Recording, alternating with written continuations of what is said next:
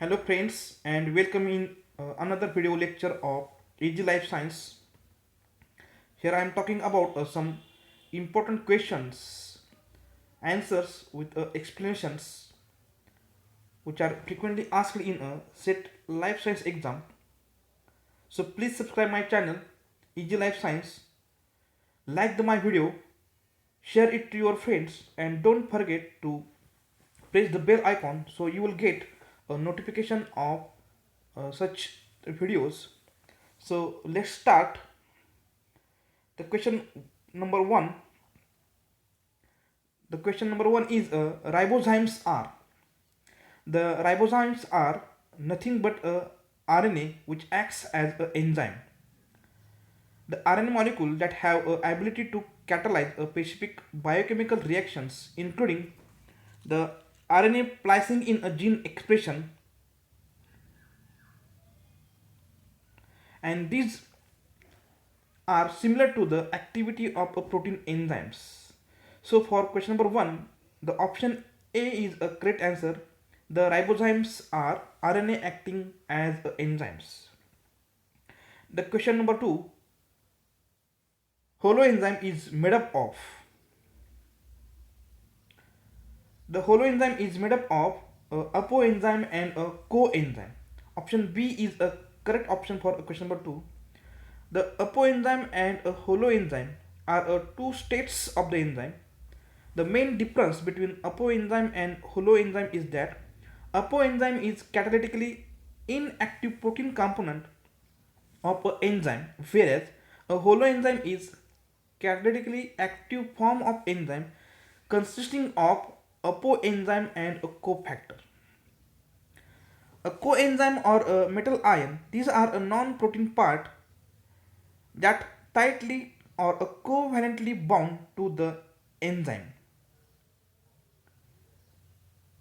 The example of coenzymes are NAD, NADP and FAD.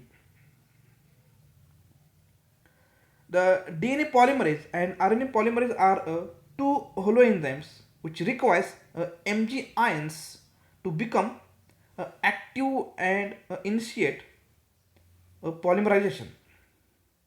So the correct answer for question number 2 is option B, apoenzyme and a coenzyme. Then question number 3, which of the following organelle is called as a suicidal bag? The answer for this question is option C, that is a lysosome. Lysosomes are suicidal bags of a cell because they have hydrolytic enzymes stored in it. For example, nucleases, phosphatases, phospholipases, lipases, proteases, and these enzymes can digest or can destroy the cell itself. The low pH is present in a lysozyme, and at this low pH the hydrolytic enzyme present in a lysozyme are active. So the correct answer for question number 3 is option C, that is a lysosome. Then the question number 4, bile salt dash dash surface tension. The bile salt lowers the surface tension. Option B is a correct option for question number 4. Bile salt decreases a surface tension. The bile salt lower the surface tension of water because they are absorbed at the surface. The number of functions are there. The bile salt is useful for digestion of fats via emulsification. It is also required for absorption of fat and fat soluble vitamins. Useful for excretion of bilirubin and excess cholesterol. The bile salt provides an alkaline fluid in a duodenum to neutralize acidic pH of a chyme that comes from a stomach. So the option B is the correct option for question number 4. Then the next question. Question number 5. Most abundant blood cells in a human body are. The most abundant cell in a blood is RBCs. The RBCs account 4.5 to 5.5 millions per milliliter of a blood, whereas the platelets account for 1 lakh 40,000 to 4 lakh per ml of a blood. The WBC, the white blood corpuscle, account for 5,000 to 10,000 per ml of blood.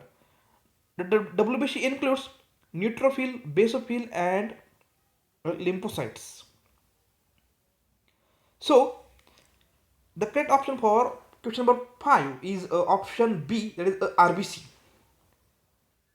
Then question number 6. Number of iron atoms in one hemoglobin molecule are. The number of ferrous or a number of iron atom in a hemoglobin is 4. A ferrous is an essential element for a blood production.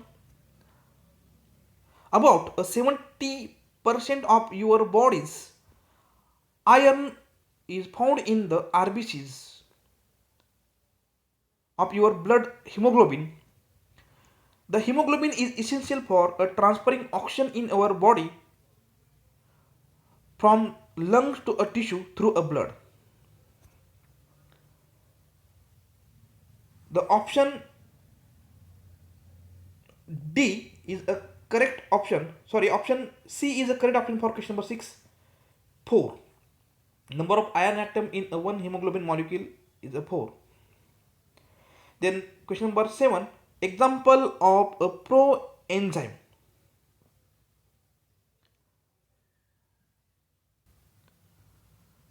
The option A, that is a pepsinogen, is a correct option for question number 7.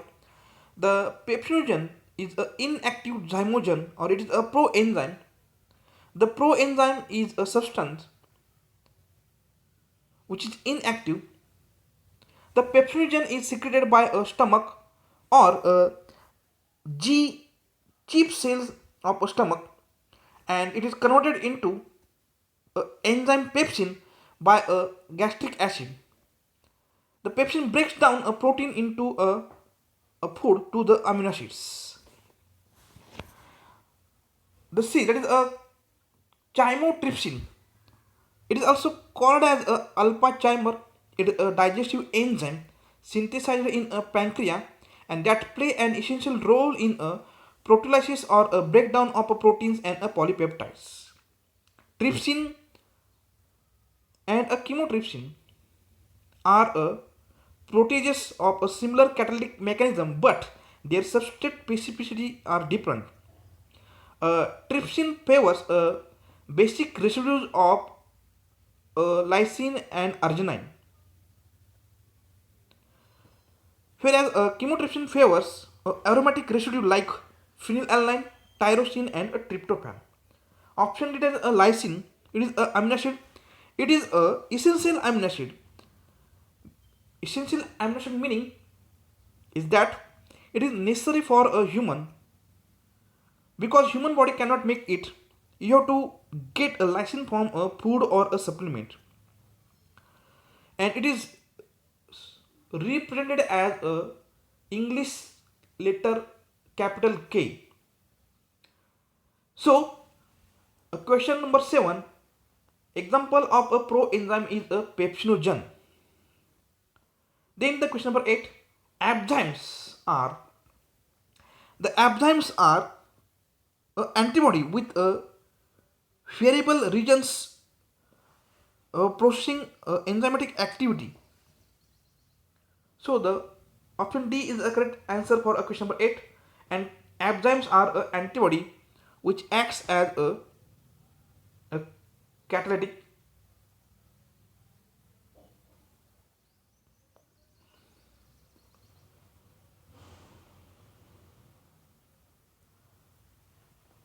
compound. Then the question number 9. Which of the following is not a coenzyme? NAD, NADP, FAD, and Mn+. The coenzymes are an organic compound required by many enzymes for a catalytic activity. They are often vitamins or derivatives of a vitamin NAD, NADP and APD are involved in a oxidation or a hydrogen transfer, whereas a actual coenzyme A, it is also a coenzyme which is involved in a transfer of acyl groups. The option D, that is a Mn plus, this is a cofactor or a metal ion and it is not a coenzyme. Remaining all are the coenzymes. So option D is the correct answer. Then moving to the next question, question number 10. Which enzyme do not require a coenzyme for their activity? The option A is a extracellular enzyme, option B intracellular enzyme, option C mitochondrial enzyme, option D, that is a proenzyme. The correct answer for question number 10 is option B, that is a intracellular enzyme do not require a coenzyme for their activity.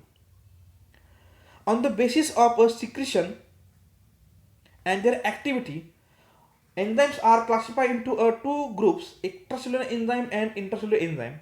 The extracellular enzyme secreted by a cell and their activity is outside cell. Examples of this: peptidases, amylase, trypsin, pepsin, sucrase, maltase and kinase. These are the extracellular enzymes. Whereas intracellular enzymes, their activity is inside the cell. The enzymes which are required for a DNA replication, transcription, translation and lysosomes and peroxisomes, these are the example of intracellular enzymes. And the intracellular enzymes do not require a coenzyme for their activity. Then next, question number 11. What are ribozymes? The answer of it is the RNA molecule which acts as an enzyme, and these RNA molecules are called as ribozymes. Question number 12. Activity of allosteric enzyme are influenced by. The activity of allosteric enzymes are influenced by allosteric modulators. The allosteric enzymes are the enzymes which have an additional binding site for a effector molecule other than a active site. The binding brings about a conformation change, thereby changing its catalytic property. The binding molecule is known as a effector. It can be inhibitor or it can be a activator. For example, acetyl coenzyme A carboxylase and a glucokinase, these are allosteric enzymes, and their activity can be influenced by allosteric modulators or allosteric effector. Question number 13. Feedback inhibition means. The feedback inhibition is also known as end product inhibition. It is a type of negative feedback that can be used to control metabolic pathways. The end product inhibition occurs when reactions final products blocks an enzyme from a previous phase in the sequence. The product interacts with a allosteric site on the enzyme and injecting it via a non-competitive inhibition. So the correct answer for question number 13 is option B, that is end product inhibition. Then question number 14. In a competitive inhibition, inhibitors bears a close structural similarity with the. In a competitive inhibition, the inhibitor bears a close structural similarity with the option D, that is a substrate. Competitive inhibition occurs when a molecule which is very similar to the substrate binds to an active site and prevent a binding of an actual substrate. The competitive inhibition is proportional to the amount of inhibitor bound to a active site and therefore proportional to a inhibitor concentration. Because the inhibitor binds reversibly to the substrate can compete with a high substrate concentration. Example, a Krebs cycle enzymes, that is a succinate dehydrogenase, is inhibited by a malonate. So, for question number 40, the correct answer is option D. Then question number 15, enzyme acts best at a particular temperature called as a optimum temperature, option C. Question number 16, ping pong reaction is other name for. The ping pong reaction is also called as a double placement reaction, and it means that one or more products are released before all the substrate binds the enzyme. So it is also called as a double displacement by substrate reaction. Option C is the correct option for question number 16. Then the question number 70, uncatalyzed reaction shows. The uncatalyzed reaction shows a higher activation energy, whereas a catalyzed reaction by an enzyme shows a lower activation energy because the enzyme lowers the activation energy. So option B is a correct option for question number 17. Question number 18, lock and key model is also known as. The lock and key model is called as a template model. The scientist Emil Fischer gave the hypothesis of a lock and key model. According to the hypothesis, a substance possessing a specific composition only can combine with the specific active site formed in a specific enzyme surface, and it is known as a template hypothesis.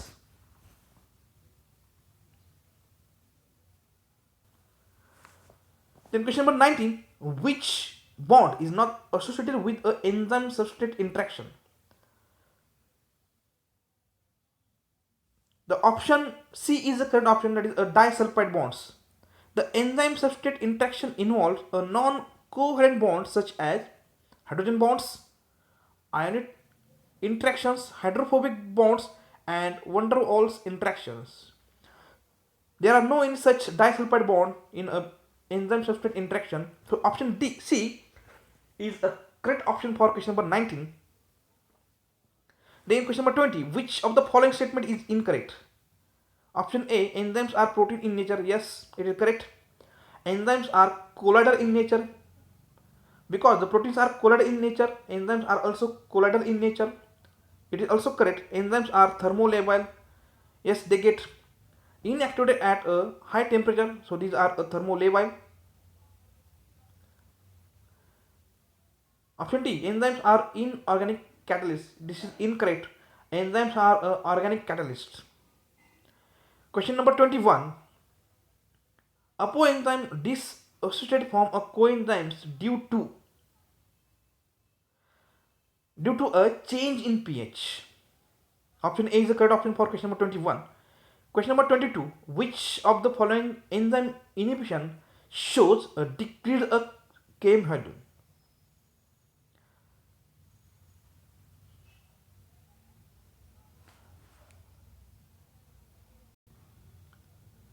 Option B, that is uncompetitive inhibition, shows a decreased km value. For this question, here is a full explanation. You have to know about the Vmax and a Km. The Vmax, it is a maximum velocity of a reaction, whereas a half of Vmax, it is a half of a maximum velocity of an enzymatic reaction. A Km is nothing but a substrate concentration at a half Vmax. If the enzyme has a high Km value, it means that it has a low affinity to their substrate. If the enzyme has a low Km, then it has a high affinity towards its substrate. In this image is a plot in between substrate concentration S on a x-axis and a velocity on a y-axis. And on a x-axis, substrate concentration is represented as a K. This is a half of Vmax and this is a Vmax. Vmax means it is a maximum velocity of a enzymatic reaction. At this point there is a maximum velocity, so this is a Vmax and this is a half Vmax. And at a half Vmax on a x-axis, what is a substrate concentration? It is a Km value. So in other words, the Km value is a substrate concentration at a half Vmax.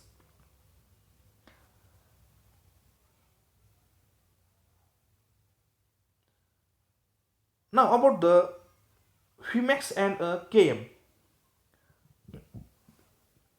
In this image, there are the two reactions catalyzed by two different enzymes, enzyme first and enzyme second. Blue line is of enzyme first and the red line is of the enzyme second. On a x-axis, there are the Km value or there are the substrate concentration. On a y-axis, there is a velocity of a reaction.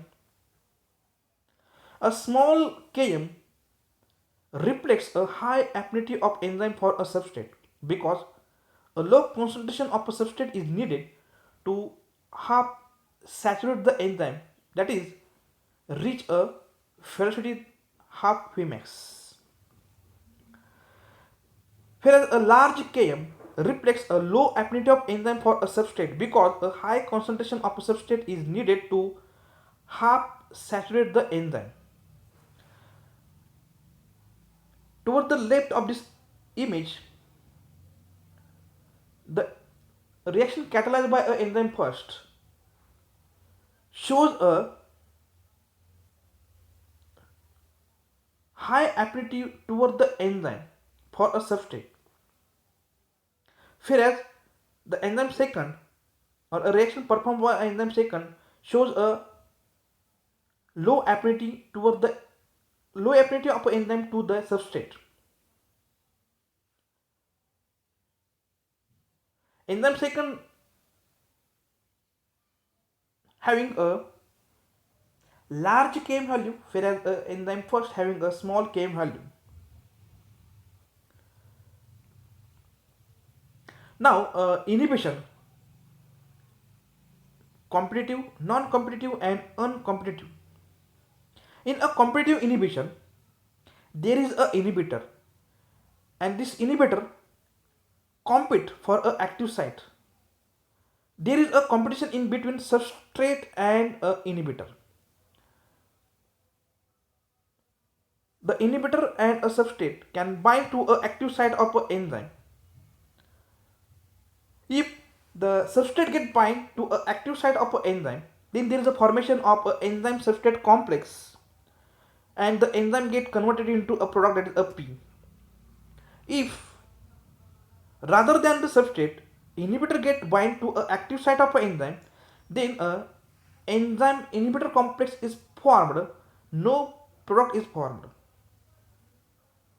So there is a competition in between substrate and a inhibitor to bind at a active site of an enzyme.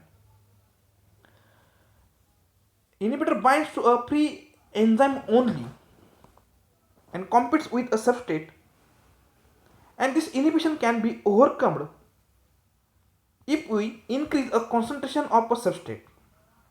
If a substrate molecule are present in a large amount, then this inhibition can be lowered or we can overcome a competitive inhibition. Then the non-competitive inhibition. In a non-competitive inhibition, the inhibitor, that is a I, which is shown in a red colored molecule in an image, this inhibitor binds with a allosteric site of an enzyme. A allosteric site is a site rather than an active site where the substrate or any molecule can bind. To the allosteric site, there is a binding of a inhibitor, and to the active site there is a binding of a substrate.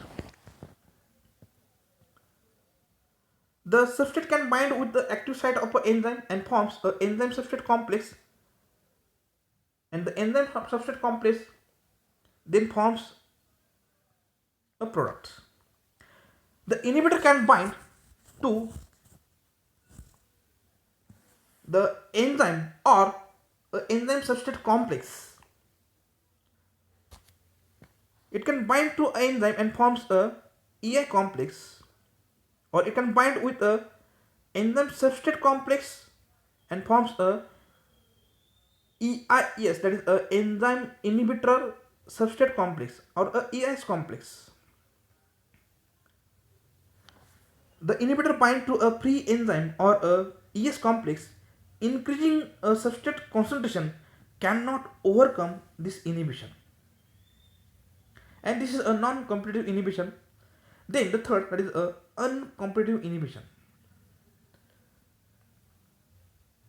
And in uncompetitive inhibition, after binding of a substrate to the active site of an enzyme, it leads to a change in a configuration of a allosteric site so that the inhibitor bind to that allosteric site.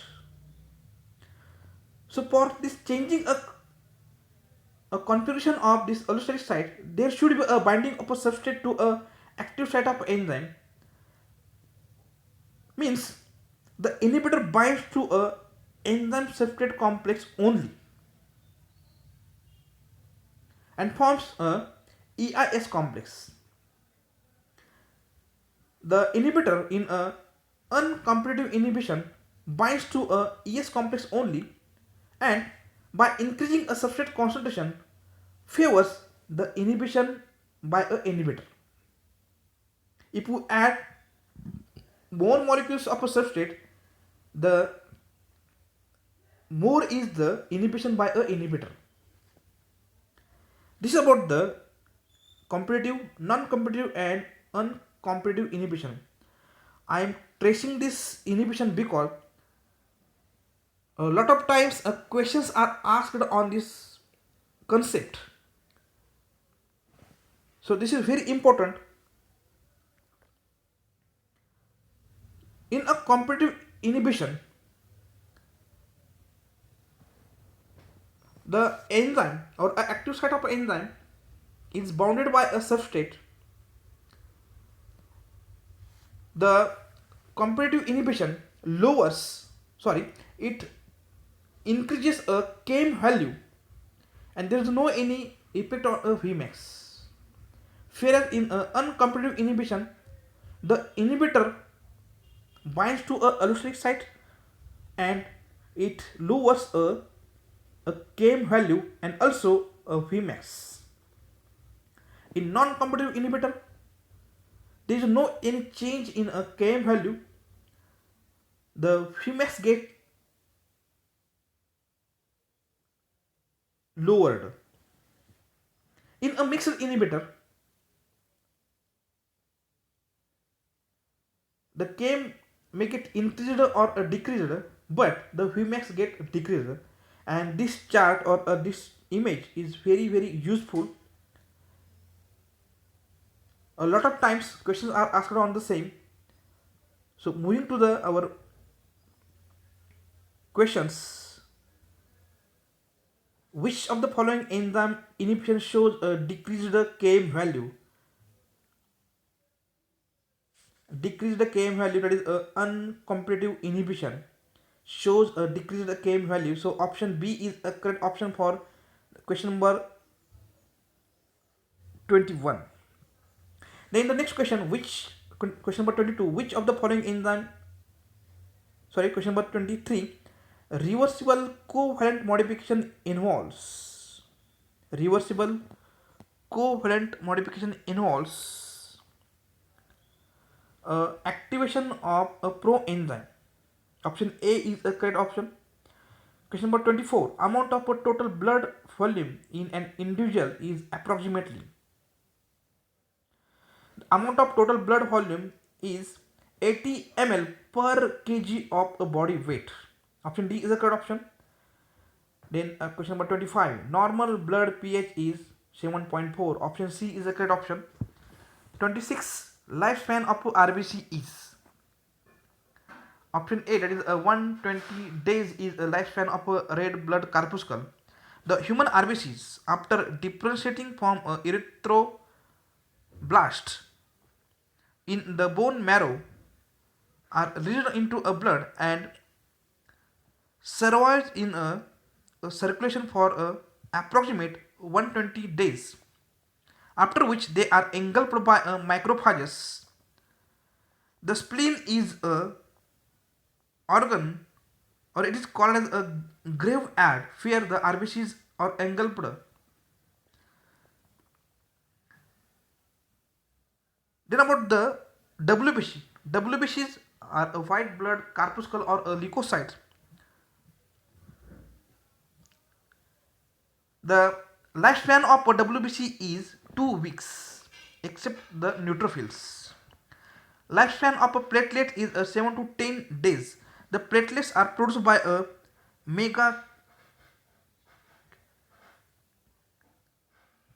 karyoerythrocytes or a MKS in a bone marrow. Now some functions of the RBCs. RBCs are called as erythrocytes, delivers O2 to a tissue. They delivers oxygen from lungs to a tissue and release a CO2 during exhalation. So correct option for question number 26 is option A. Then question number 27, hematocrit. A value is a ratio of. The hematocrit is a value of a percentage of RBCs to a plasma. So option C is the correct option for question number 27. Normal level of hematocrit in a man is 41% to a 50%. In a woman, 36 to a 48%. A higher value of a hematocrit indicates a dehydration or a disorder like a polycythemia vera. So option C is the correct option for question number 27. Question number 28. Plasma represents that is percent of a total blood volume. The plasma represents 55% of a total blood volume. Blood plasma is a light umber colored liquid component of a blood in which blood cells are absent but contains proteins and other constituents like antibodies, clotting factor, albumin and fibrinogen. About 55% of our blood is a plasma and remaining 45% are RBCs, WBCs, platelets that are suspended in a plasma. Plasma plays a critical role in maintaining a healthy blood pressure, blood volume and proper pH of a blood. A fibrinogen is a protein in a plasma which helps for a blood clotting. It converts to a fibrin. So the correct option for question number 28 is option C, that is 55%.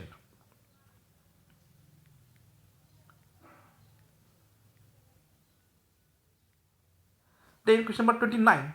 Normal amount of a plasma protein ranges from normal amount of a plasma protein ranges from 2.2 to the 4.3 gram percent. Option A is the correct option. Question number 30. Which component of a protein contribute to a maximum percentage of a total plasma protein? The albumin is a major protein present in a plasma. The albumin provides amino acids for a body tissue, whereas a globulin support the immune system. So these are the 30 questions which are very important regarding to the SET Life Science exam. Thank you for watching my video. Subscribe my channel Easy Life Science, like my video, share it to your friend and don't forget to press the bell icon so that you will get a notification of the further questions. Watch this video repeatedly. Thank you once again.